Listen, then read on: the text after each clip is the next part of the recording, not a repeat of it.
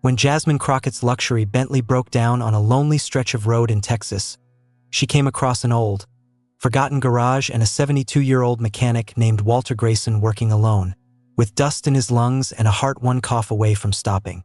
A week later, she returned, and what she built inside that garage astonished the entire city. It didn't just fix engines, it rebuilt lives. So, what made one of the most influential lawyers in America fight for a man the world had nearly forgotten? Stay with us. This is a story worth every moment of your time. The sun was sinking into the horizon, staining the Texas sky a deep, uneasy orange. Jasmine Crockett gripped the leather steering wheel of her vintage Bentley, her jaw tight and her eyes burning with frustration.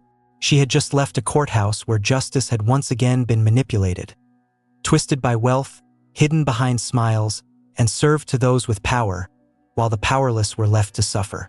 The echo of the judge's final ruling still rang in her mind, like a gavel made of stone and silence. Her phone buzzed uselessly, no signal. Then it happened. The Bentley shuddered once, twice, and then sputtered out, expelling a final metallic gasp before dying in the middle of a barren back road, surrounded by brittle grass and fading white lines. Jasmine cursed under her breath, stepping out into the heavy air.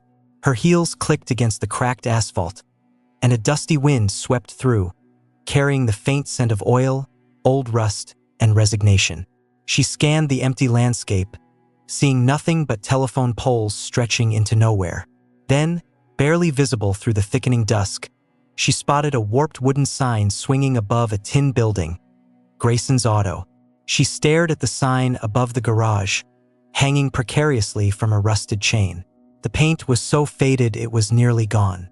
No cars passed by, no voices, no signal, just wind and silence. Jasmine Crockett knew what it felt like to be abandoned. She'd spent years standing in courtrooms where justice was just a word, and power always won. Now, she was stranded alone, in the middle of nowhere, and the silence felt too familiar. She walked across the gravel, her heels crunching with every step. The building appeared to have been forgotten. Dust on the windows, weeds growing through cracks in the concrete. She grabbed the garage door and pushed it open slowly, the heavy metal groaning as if it hadn't moved in years. Inside, the air smelled of oil, old rubber, and something burned into the walls. Then she heard footsteps, slow, steady. A man stepped out from behind a truck. Older, tall but a little hunched, wearing a dirty cap and holding a rag in one hand.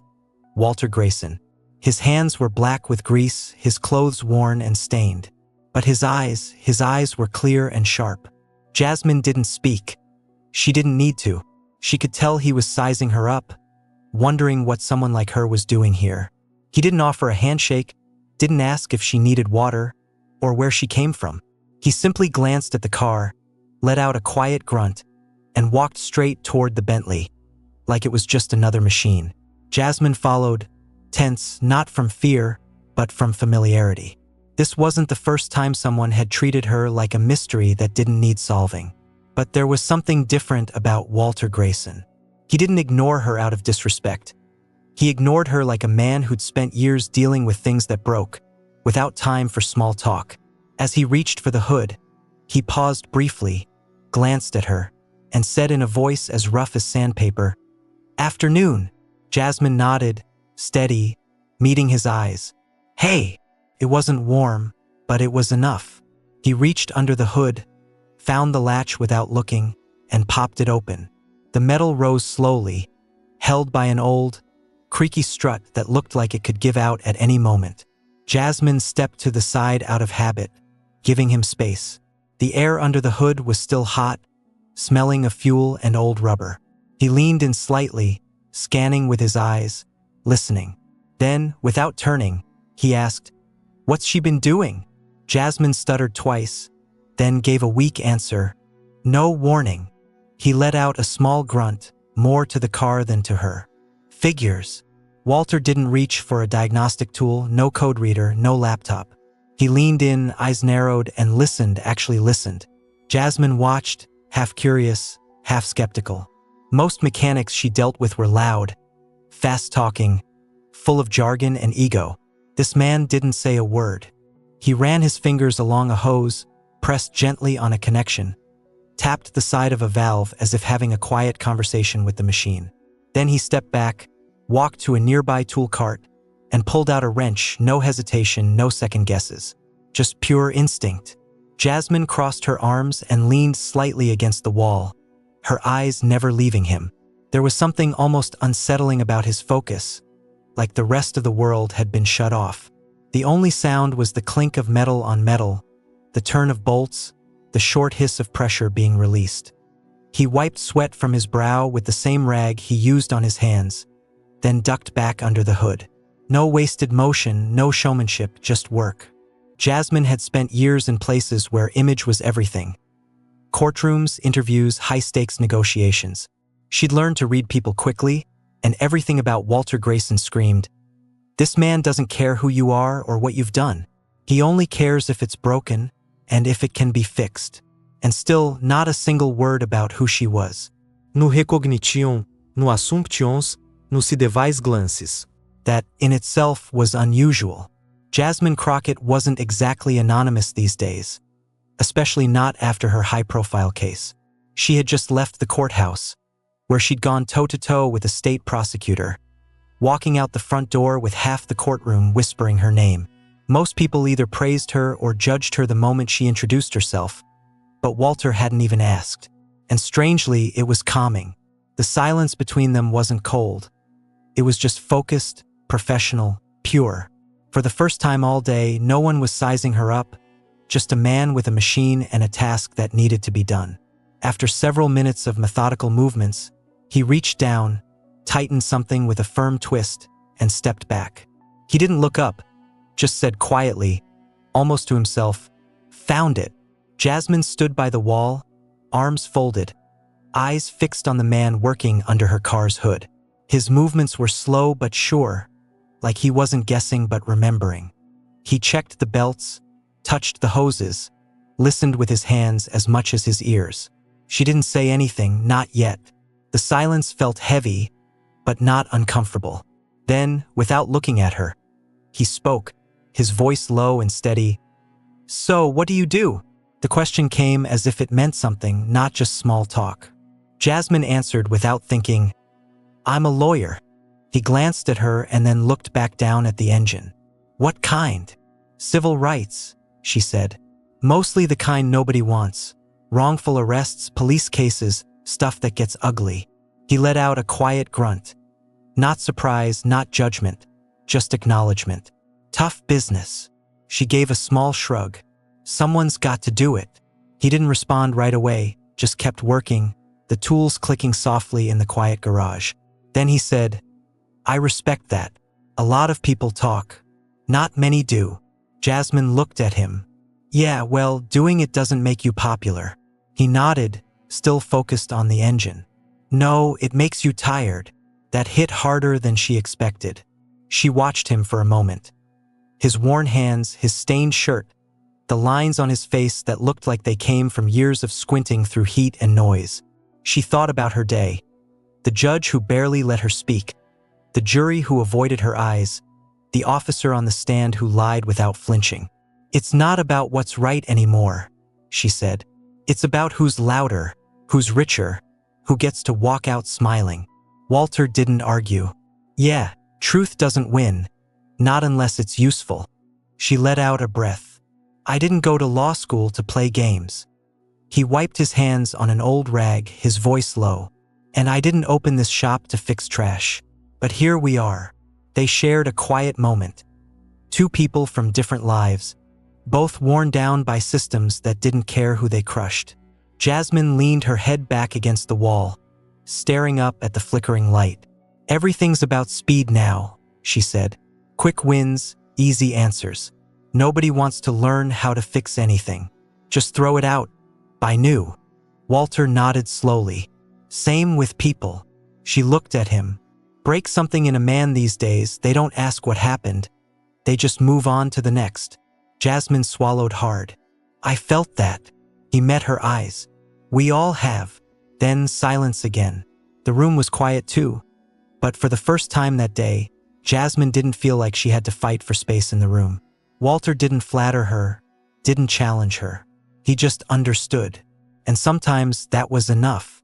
Walter had just finished tightening the last bolt when he paused, his hand gripping the edge of the car for balance, his shoulders stiff. Then came the cough. Started small but didn't stay that way. Deep and rough, like something stuck inside that had been there too long. Jasmine looked up immediately. It wasn't the kind of cough that came and went. It was the kind you live with, the one that builds over time and settles in your chest like it owns the place. Walter turned slightly, covering his mouth with the back of his hand. When it stopped, he stood still for a second, breathing through his nose, like he didn't want her to notice. But she already had. "You all right?" she asked. Her tone wasn't soft. It was steady, like she was asking for the truth, not comfort. Walter wiped his hand on the same rag he'd been using all day and gave a tired smile. "Just a cough," he said. "Old man lungs. Been like this a while." Jasmine didn't buy it, but she didn't press. She just watched him. He caught her stare and added, "I still move, still work. That's all that matters." She nodded slowly. "Doesn't mean it's nothing." He let out a breath, almost a laugh. "No, it doesn't. But I've carried worse than this." There was no drama in his voice, just a man stating facts, like someone who didn't trust the luxury of complaining. Jasmine had seen that before in people who'd been told too many times to tough it out, to keep going no matter the cost. People who believed that if they stopped moving, the world would forget them. She leaned against the wall, arms folded, her eyes still on him. The air was quiet again, the kind of quiet that held more weight than words. "You ever get it checked out?" she asked. Walter shook his head, not even looking at her. "Ain't got time for hospitals. Don't got the money either. I know what they'll say anyway." "What's that?" He finally looked over, his voice flat. "That something's broken, and I can't afford to fix it." That hit her, not because it was dramatic, but because it was true. But because it was truthful. Jasmine had spent years fighting a system that treated people exactly like that. People who worked their whole lives and still couldn't afford to rest. People who waited too long to get help because they had no other option. Walter wasn't being stubborn. He was surviving the only way he knew how, by pretending he was fine until he wasn't. And deep down, Jasmine understood that better than anyone.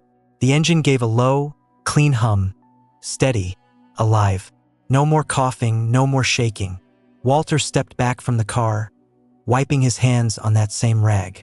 Jasmine watched him from the passenger side, arms crossed. He didn't look tired, but he moved like someone who should have been finished an hour ago. She waited a moment, then reached into her coat pocket, pulled out her wallet, and stepped forward. Without a word, she held out a few folded bills. Nothing dramatic, just quiet respect. Payment for time, for effort, for a man who didn't ask but damn well earned it. "How much?" she asked, her tone even. Walter glanced down at the money, then back up at her. His face didn't change. No tension, no smile, just calm and final. He gave a short shake of his head. "Don't worry about it." Jasmine frowned slightly. "I do worry about it," she said. "You fixed it. You should be paid." Walter raised an eyebrow and gave a small shrug. Didn't take long. Just a loose clamp, a few minutes of listening. That's all. She didn't move. The money stayed in her hand. "Still, your hands did the work. That means something." He looked at her for a long second, not coldly, not sharply, just with the kind of patience that comes from living long enough to see through people. Then he said, quiet but firm, "If you really want to pay me, next time you're driving through, bring me a coffee. Black, no sugar. None of that sweet foam crap either. Just strong and hot." Jasmine blinked for a second. She wasn't sure if he was serious, but he was. He meant every word. That was the deal, no pride in taking cash, but pride in naming his price. And his price was a simple cup of coffee. Something real, something human, something you share, not just hand over. She slowly closed her wallet and slipped it back into her coat. "All right," she said. "Black coffee, no sugar, just how you like it."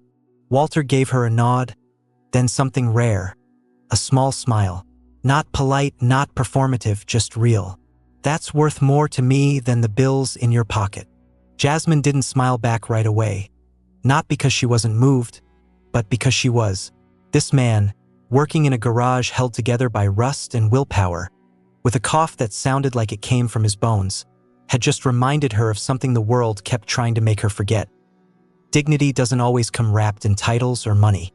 Sometimes, it shows up in silence, grease-stained hands, and a quiet refusal to be bought.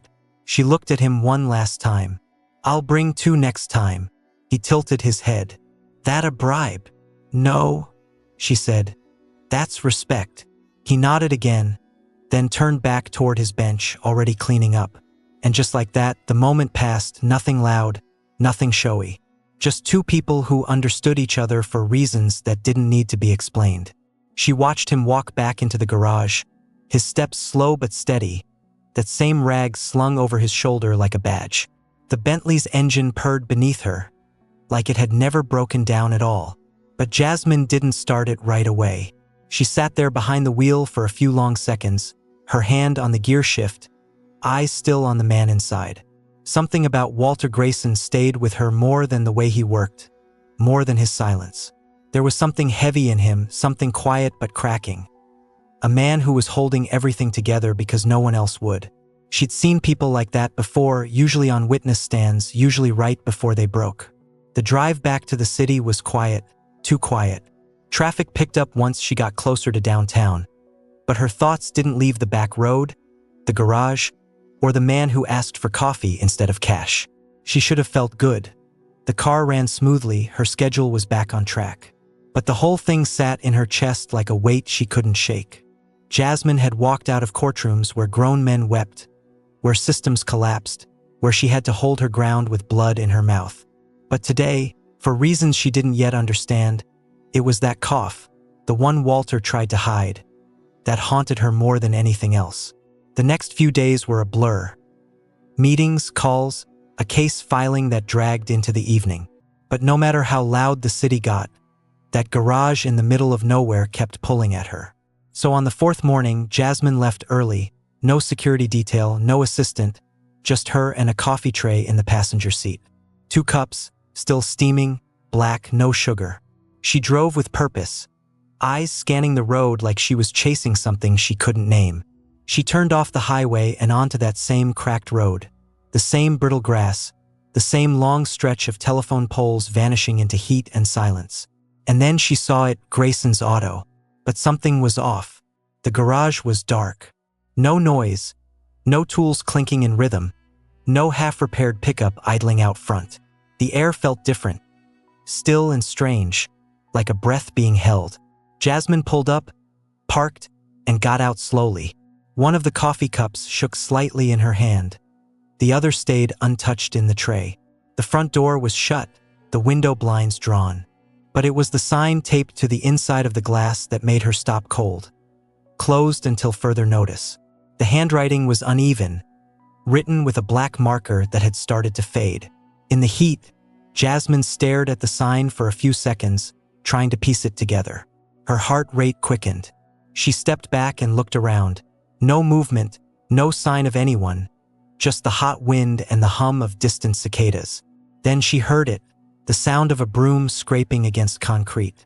Across the street, in the shade of a weathered awning, an old man was sweeping the sidewalk outside a small general store. He looked up, saw her, and paused. Jasmine walked toward him, careful but quick. "Excuse me," she said, holding up the coffee. "Do you know what happened to the man who runs the garage, Walter Grayson?" The old man nodded, his face folding into something sad and tired. "You just missed him. Ambulance came a few nights ago. He collapsed right there in the shop, still had the wrench in his hand," he added. Jasmine felt her grip tighten around the coffee tray. "Is he all right?" she asked. The man sighed, resting both hands on the top of his broom. "They took him to County General. It's not the first time he's had trouble breathing, but this one, it looked bad. Should have seen a doctor years ago, but he wouldn't go. Said he couldn't afford to be sick." The words hit harder than they should have, not because they were surprising, but because they were so predictable. Jasmine had spent a decade watching systems fail people just like Walter, men who gave everything and got nothing, men who worked their bodies into the ground because rest was for people with health insurance and time. This wasn't just a cough anymore. It was what always came after a lifetime of being told, "Hold it in, don't complain, just keep going." She looked back at the garage, at the faded sign, at the silence where a man should have been working. "What room?" she asked quietly. The old man blinked. Sorry. "At the hospital," Jasmine said. "What room?" "I don't know the number," he replied. "But I know he's still there. Haven't seen anyone come by to visit though." He kept to himself, didn't really have people.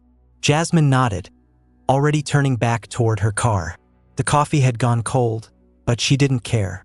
She slid into the driver's seat, started the engine, and pulled back onto the road. This time, she was heading away from the garage, toward the city, toward the hospital. The feeling in her chest had changed. It wasn't just worry anymore, it was anger. Anger at the system, at how normal this had become, at how a man could spend his life fixing everything and still fall apart alone. She didn't know what she was going to do yet, but she knew she wasn't about to let Walter Grayson disappear behind a hospital curtain without anyone remembering who the hell he was. Not if she had anything to say about it. Not while she still had a voice. The hospital parking lot felt colder than the road behind her. Jasmine slammed the car door and moved quickly, coffee in hand, determination in her steps. The front desk was quiet, too quiet, and the receptionist barely looked up until she was standing right there, firm and direct. "I'm looking for a patient," Walter Grayson admitted a few nights ago. The woman typed slowly, scanning her screen. "Room 217, she said. "End of the hall. Stable, but you missed visiting hours." "I'm not here to visit," Jasmine replied, her voice low. "I'm here to remind someone he's not invisible." She didn't wait for permission. Her heels echoed down the long linoleum corridor, the buzz of fluorescent lights overhead making everything feel too bright and too quiet at once. The smell of antiseptic clung to the walls. Disinfectant, sickness, and time. Jasmine hated hospitals. They all looked the same. Places where people waited for answers that came too late, if they came at all. She found room 217 and stopped in front of the door. She took a breath, then pushed it open. The room was dim, machines humming softly beside the bed. Walter lay there, a thin blanket pulled to his chest, wires taped to his arms, oxygen hooked under his nose.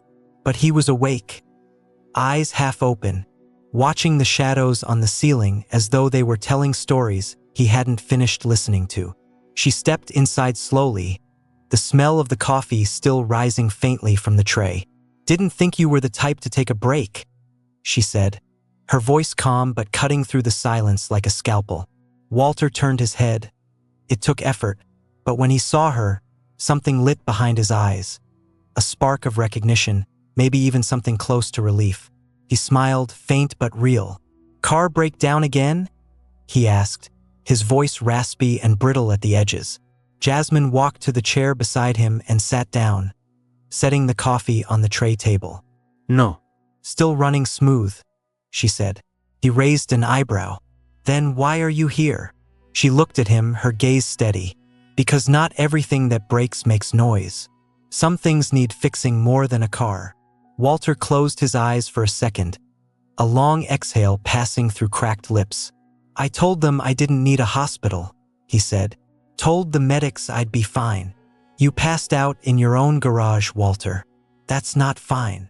His jaw tightened, but he didn't argue. He just turned his head away, eyes on the wall now. She leaned forward. "I want to help with the bills, with the meds, whatever it takes." That made him look back at her. This time, the weight behind his stare was heavy. Not angry, but full of history.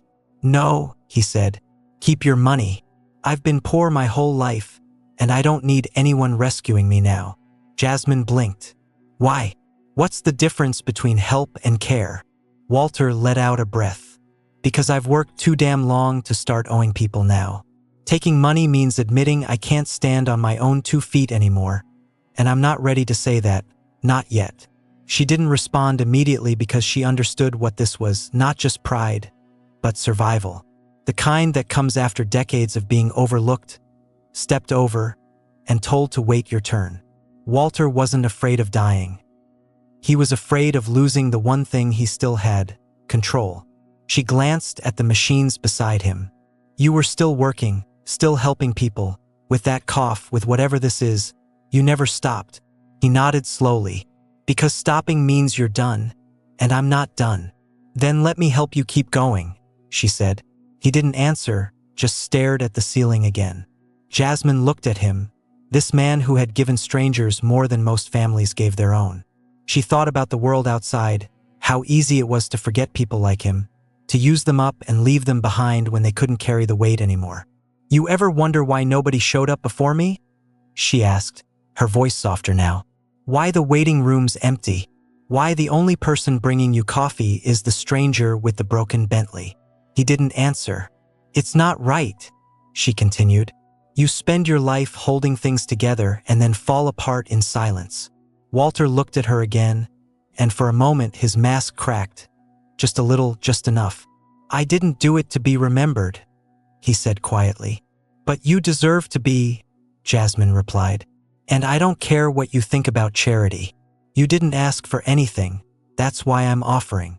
He smiled again, a sad one this time. You don't give up easy, do you?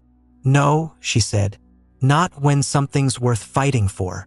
He looked at the coffee on the tray, reached for it slowly, fingers trembling slightly from the fore. He took a sip, black, no sugar, just the way he liked it. Still hot, he muttered. Told you I'd bring it. They sat there in silence for a while. Not heavy, not empty, just quiet. Two people who had nothing in common and somehow everything. And as the machines beeped softly in the background, Jasmine made a decision. One that had nothing to do with justice in a courtroom or arguments in front of a jury. This man wasn't going to be forgotten. Not on her watch. The coffee cup rested on the tray between them, steam fading, the moment settling into quiet. Walter leaned back against his pillow, eyes half closed, chest rising slowly and unevenly beneath the hospital blanket. Jasmine said nothing more. He had made his choice clear, final, and she respected that. She didn't push, didn't argue, not because she agreed, but because she understood. She'd spent too long in rooms where people's dignity was the first thing taken from them. Walter Grayson had built his entire life on holding things together with his own hands, and he wasn't about to let anyone take that away. Not even her. But as she sat there, watching the machines blink and breathe beside him, something began to stir in the back of her mind. A quiet spark. Started small, just a thought, but it grew fast and took shape. Because if Walter wouldn't take help for himself, maybe there was another way. A way that didn't insult his pride, a way that honored it. Jasmine shifted in her seat, her eyes sharp now, scanning the room like she was reading a deposition. The peeling paint, the cheap tile, the too thin blankets pulled over a man who had given everything and been left with nothing. And suddenly, it wasn't just about Walter anymore. It was about all the men like him, all the people she'd watched get pushed aside. The ones who worked their whole lives, built towns with their hands, kept things running long after everyone else stopped paying attention, and then got forgotten the moment they couldn't stand upright. She thought about the courtroom last week, where a guilty cop walked free because of a loophole. She thought about the boy she defended last month, charged for stealing food while billionaires evaded taxes in silence. The system didn't break for people like Walter. It was built to pass over them, like they were nothing more than background noise in a louder world. But Walter had a story, a name, a legacy that deserved to last longer than a rusted sign swinging in the wind. She stood up slowly, her movements calm but charged with something new, something cold and clear. She looked at Walter, who drifted into a light doze, the coffee cup still resting beside him like a quiet promise. Jasmine didn't need to say anything out loud. Not yet. The plan wasn't finished, but it had begun. And once Jasmine Crockett started something, especially something worth fighting for, she didn't stop until it was done. She didn't look back when she left the hospital room. She didn't have to. The idea was already alive, pulsing beneath her skin like a fuse had been lit. Jasmine Crockett walked out of County General with nothing in her hands. But her mind was full. The city skyline rose in the distance, sharp against the morning haze. Steel and glass stacked like monuments to people who never got their hands dirty. And all she could think about was Walter Grayson, alone in that sterile room, hooked up to machines, still refusing help like a man trying to hold on to the last brick of a crumbling wall.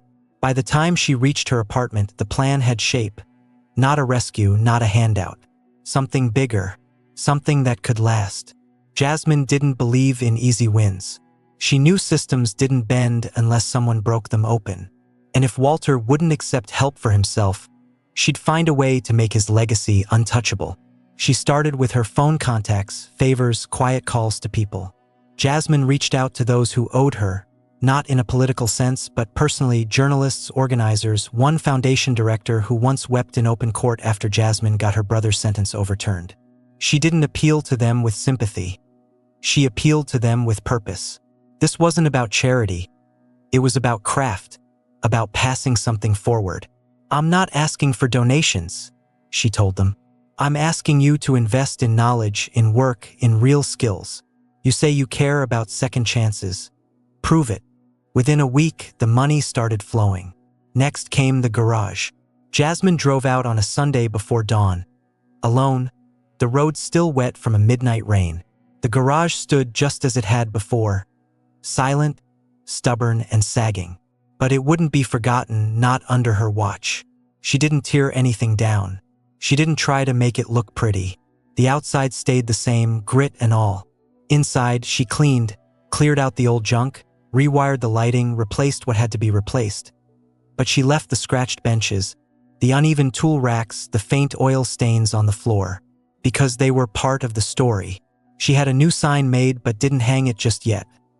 Not until it had earned the right to go up. Back in the city, she put out feelers, not through social media or press releases, but by going to places the headlines never reached. Old youth centers, community kitchens, halfway houses. She spoke with people who didn't trust easily, kids who looked at her like just another suit with a smile. But she wasn't selling a dream.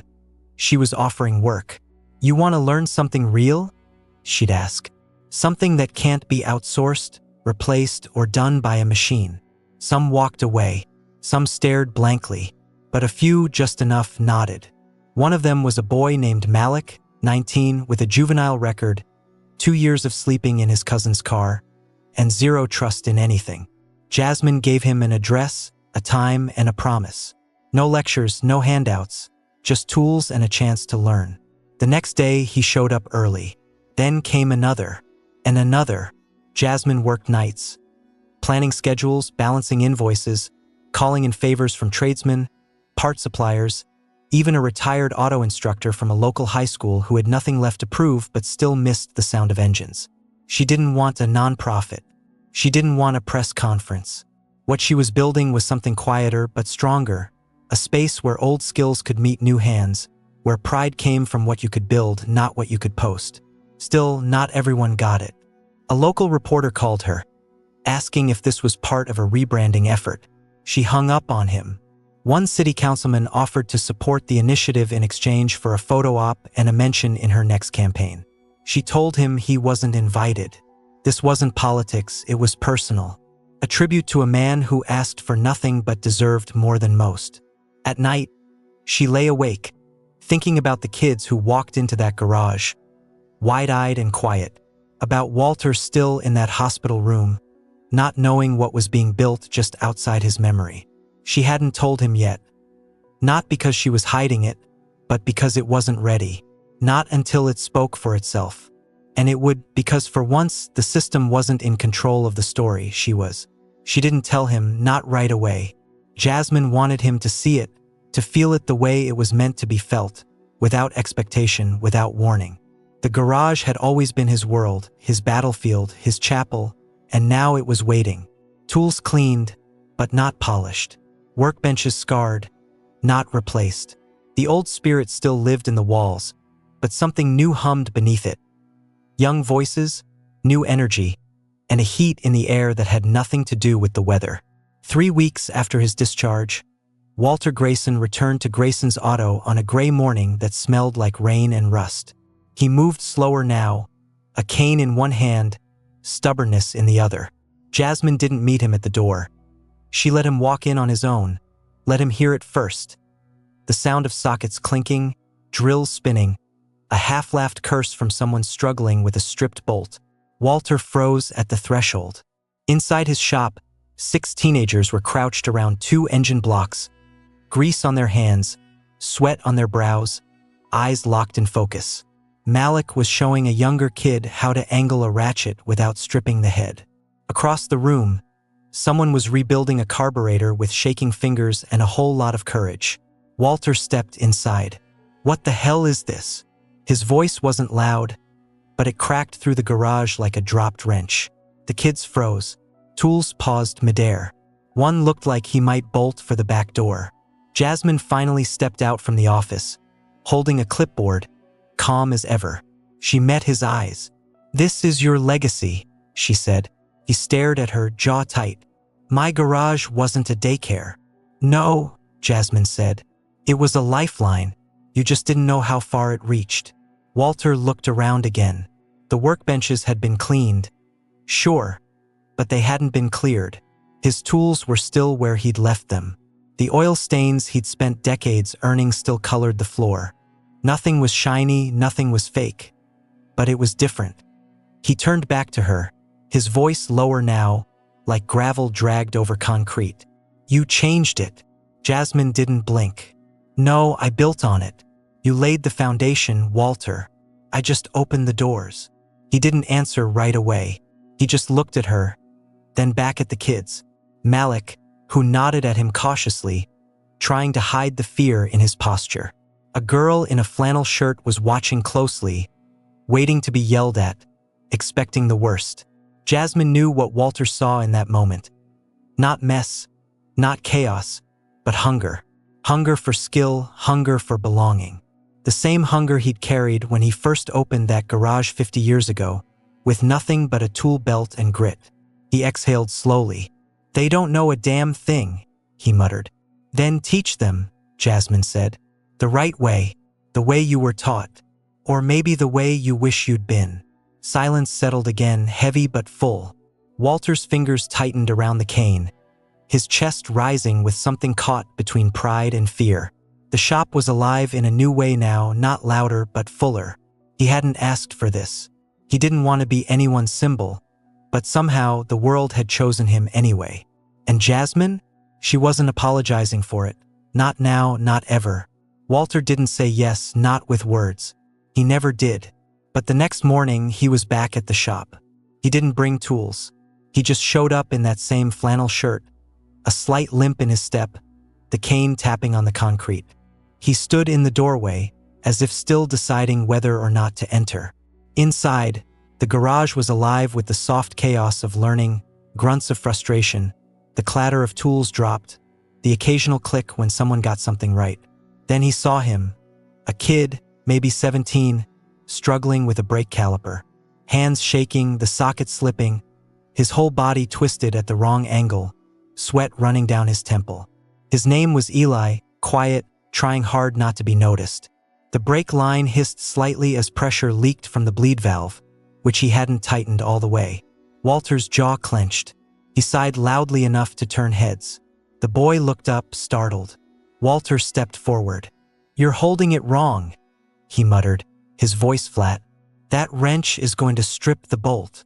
Eli frotse. I thought You're thinking too much," Walter cut in. He knelt slowly, painfully, but with purpose. Reaching for the wrench, he turned it in Eli's hand. "Here, thumb on top, elbow locked. Let the torque do the work, not your wrist." He tightened the bolt in one clean, steady motion, then leaned back. "Now you try." Eli did. This time, the bolt clicked into place with a satisfying snap. The kid's face lit up, as if someone had handed him a secret. Walter stood, wincing slightly, and gave a small nod. Better.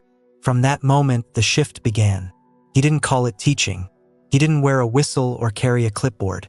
But day after day, Walter returned quiet, grouchy, exacting.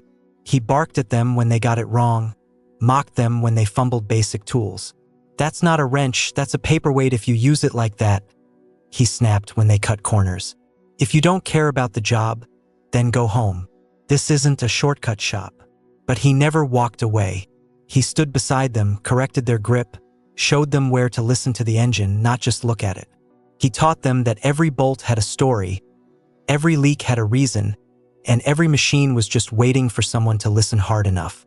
Slowly, they listened not just to the cars, but to him. He didn't make it easy. That was the point. Walter had spent a lifetime proving himself to people who never thought he was enough. Too poor, too stubborn, too old. He knew what it meant to be doubted, to be overlooked. So he made sure these kids earned it. Not because he didn't believe in them, but because he wanted them to believe in themselves when no one else would. And the kids? They came back every morning, earlier than asked, staying later than needed. They started bringing notebooks, drawing diagrams, asking questions that weren't just about how to fix something, but why it broke in the first place. Jasmine watched all of it from the edge. She never interfered. She didn't need to. This wasn't hers anymore, it was his. One afternoon, 2 weeks in, Walter was leaning over the hood of an old Ford with Malik. The carburetor was being stubborn again. Walter had explained the adjustment process 3 times already. Malik had nodded every time and gotten it wrong every time. Walter pulled back, exasperated. "You listening to me or just waiting for me to shut up?" Malik looked up, shoulders tense. I'm listening. I haven't done it before." Walter's eyes narrowed. "That's the whole point of being here. You haven't done it. That's why I'm showing you." "I know," Malik snapped back, frustration rising. "But I didn't grow up around this stuff. I don't have a dad who showed me how to hold a socket wrench. I'm trying, all right?" Walter stared at him. The garage went still. Then Walter nodded just once. "Trying's good," he said, "but doing's better. Come here, watch again." And he showed him, slower this time, not because Malik needed it slower, but because Walter knew what it felt like to need someone to believe you were worth the time. Days blurred into weeks. Walter began assigning tasks. "You two change the oil in Bay 2. Run compression on that engine. Pull the plugs and tell me what's wrong with them." No one argued, not anymore. They wanted the challenge. Wanted the respect that came when Walter didn't scold them, just nodded and moved on. But it wasn't just about cars. One night, Jasmine walked into the garage late. Most of the kids had gone home.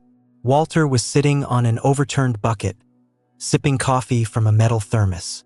Malik was still there, wiping down a set of tools. Walter glanced at her as she approached. "You know," he said quietly, "he's not bad." Jasmine raised an eyebrow. "That a compliment?" "High praise," Walter muttered. She smiled. "They look up to you." Walter didn't answer right away. Then he said, "That's the part one didn't plan for." Jasmine sat on the edge of the workbench, watching the shadows move across the walls. "You've always been a teacher. You just didn't have a classroom." He took another sip of coffee, his eyes distant.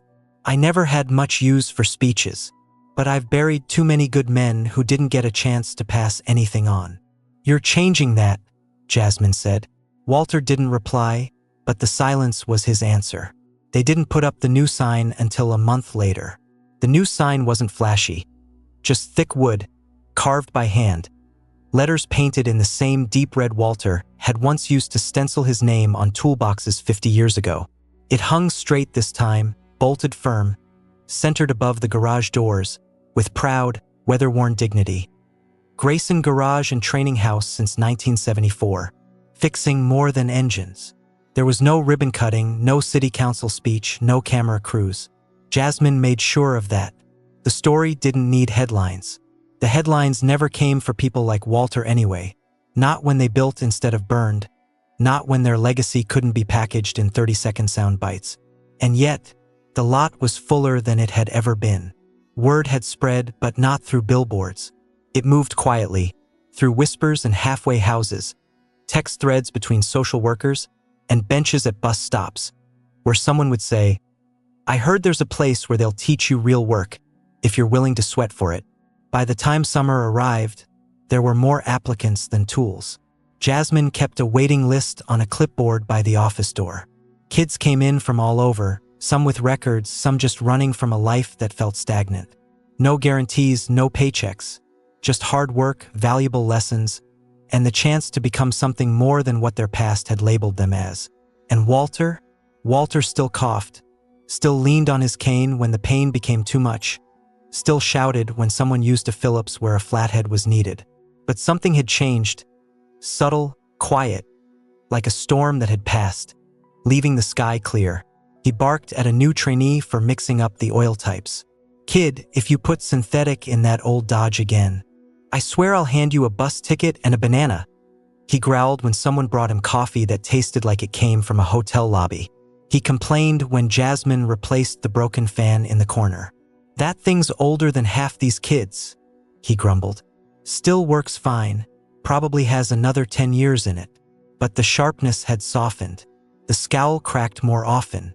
Sometimes, after shouting, he'd linger for just a second and mutter something like, "Good effort though, just fix it before someone dies." And sometimes, more and more lately, he smiled. Not for show, not because anyone was looking, just because the sound of socket wrenches, loud laughter, and music playing low from a dusty radio felt like home again. 1 year after Jasmine first brought coffee to a hospital room, the garage hummed like a living machine. Nothing about it was glamorous. The walls still peeled in places, the floor still carried the dark memory of oil leaks and burnt rubber, but the heart of it beat stronger than ever. In Bay 2, a 1991 Cadillac sat on jacks. For teens circled around it, arguing about brake lines. One girl wiped sweat from her forehead with the edge of her sleeve and said, "Walter said if we mess up again, we're going to be washing parts until next month." A boy next to her grinned. "You mean I'm going to be washing parts? You're his favorite." "I am not." "You totally are." "She listens?" Walter barked from across the room, his voice cutting like a blade through metal. "That's what makes her the favorite." The room cracked up, but under the laughter, under the jokes, and the grease-stained gloves, there was reverence. Walter had become something none of them expected, proof. Proof that survival wasn't about perfection. That dignity didn't come from degrees, clean records, or shaking the right hands. It came from being needed and being willing.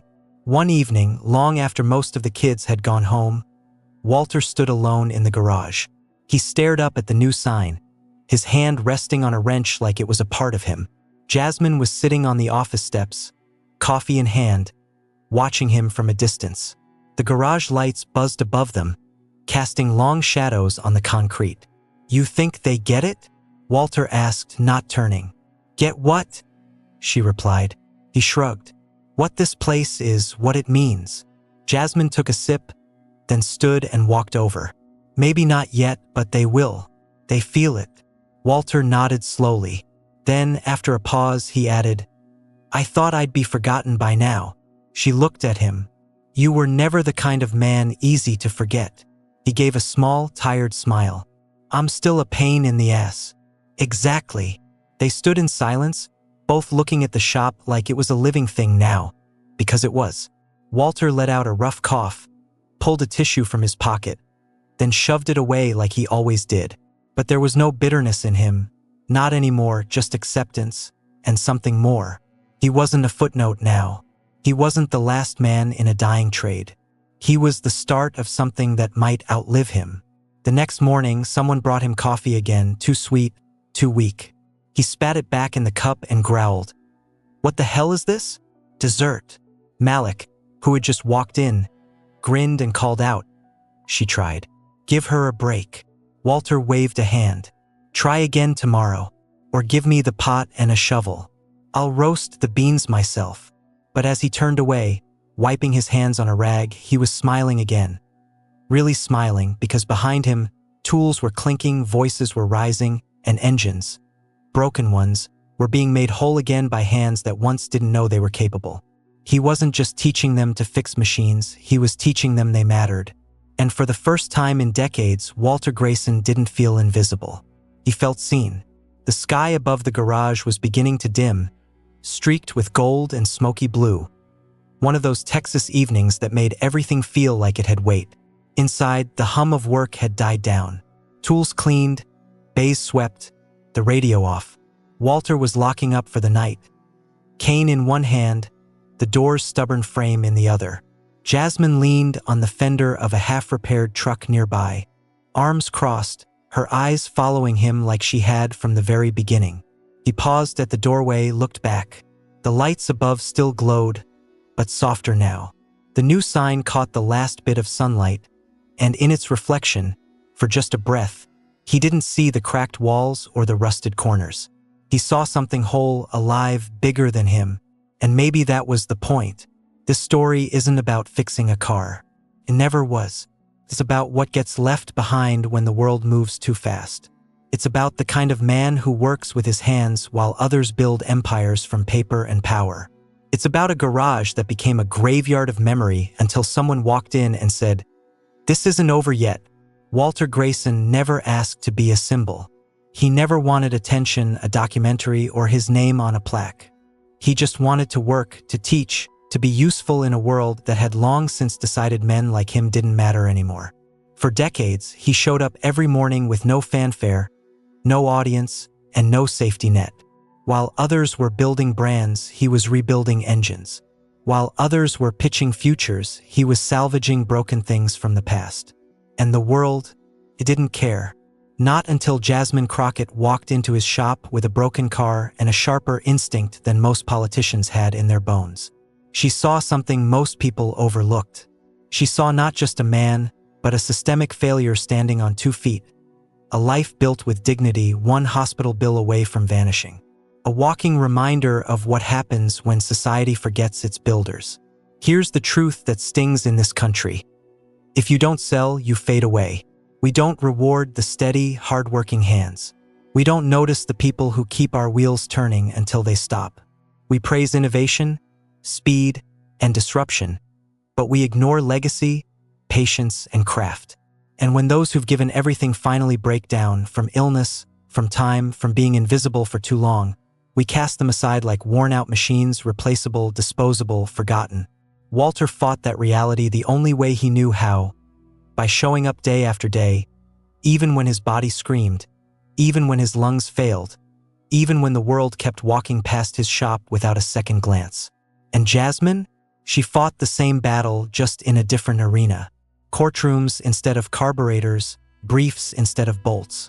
But both of them understood what it meant to be underestimated, dismissed, and left to carry too much. That's why they found each other. That's why the garage became more than just a place with tools. It became a counterpunch to the system, a challenge to the idea that dignity expires with age, or that second chances are just marketing slogans. Because once Jasmine took what Walter had built and opened it to those who had been cast aside, a quiet, unstoppable chain reaction began. The lesson here isn't about generosity. It's about justice.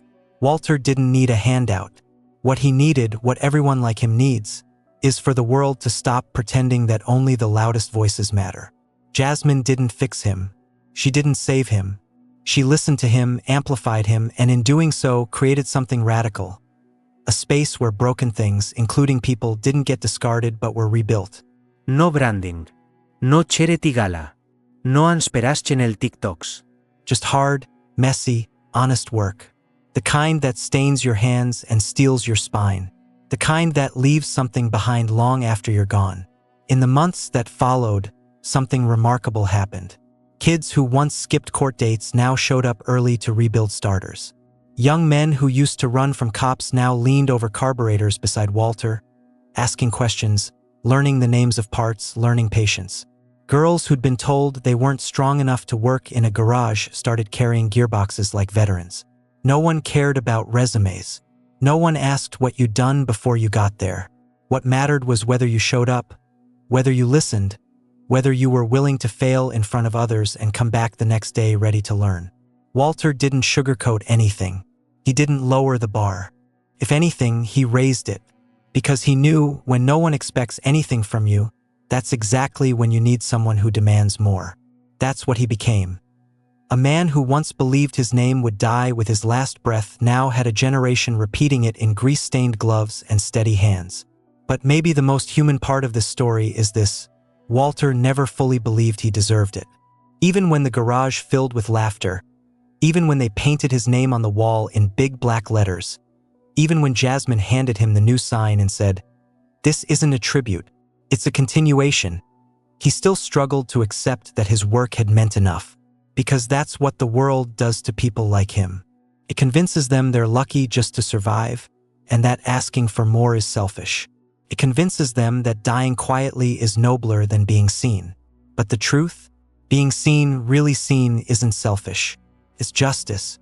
So when the camera pans out at the end, no spotlight, no applause, just the sound of tools clinking, a radio humming low, and Walter sitting on a workbench, coughing into a rag but smiling quietly at something only he understands.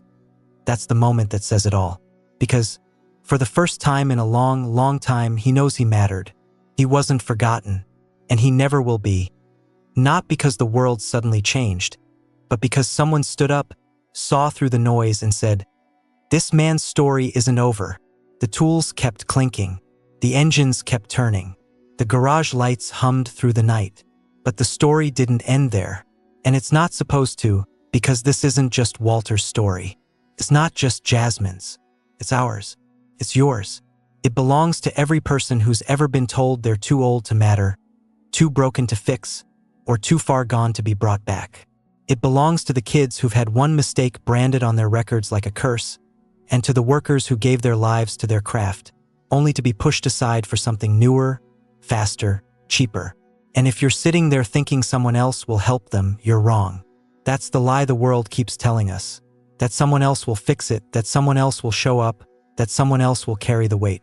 But Walter Grayson proved that all it takes is one person willing to stand in the wreckage and say, "Not yet. Not like this. So what now? Now it's your turn." You don't need to build a garage from the ground up. You don't need to be a lawyer, a teacher, or a mechanic. But you do need to look around at your neighborhood, your town, your city, and ask, who's been forgotten here? Who's been working in the shadows too long? Maybe it's an old shop owner on the corner no one visits anymore. Maybe it's a kid who just needs someone to believe in them before the world chews them up. Maybe it's you. You want change? Then stop waiting for permission. You want justice? Then build it from the ground up like a carburetor, bolt by bolt, cut knuckle by cut knuckle until it runs. Because real justice doesn't arrive with a press release. It shows up in dirty hands, tired backs, and voices that say, "I see you. I know you. You're still here, and you're not done yet. So fix something. Teach someone. Fund someone. Open a door. Wipe the dust off a forgotten name. Don't post about change. Be the damn spark plug that starts it. And when you do it without cameras. Do it without hashtags. Do it like Walter did, because it's right, because it matters, because legacies don't build themselves, people do. And if you need a place to start, find the nearest broken thing, then fix it." Thank you for watching until this moment and for standing with us on this journey for justice. Your support means everything. Like, subscribe and turn on notifications so you never miss what's next. And we'd love to hear your thoughts. Leave a comment below and let us know what moved you most in this story. Together, our voices make a difference.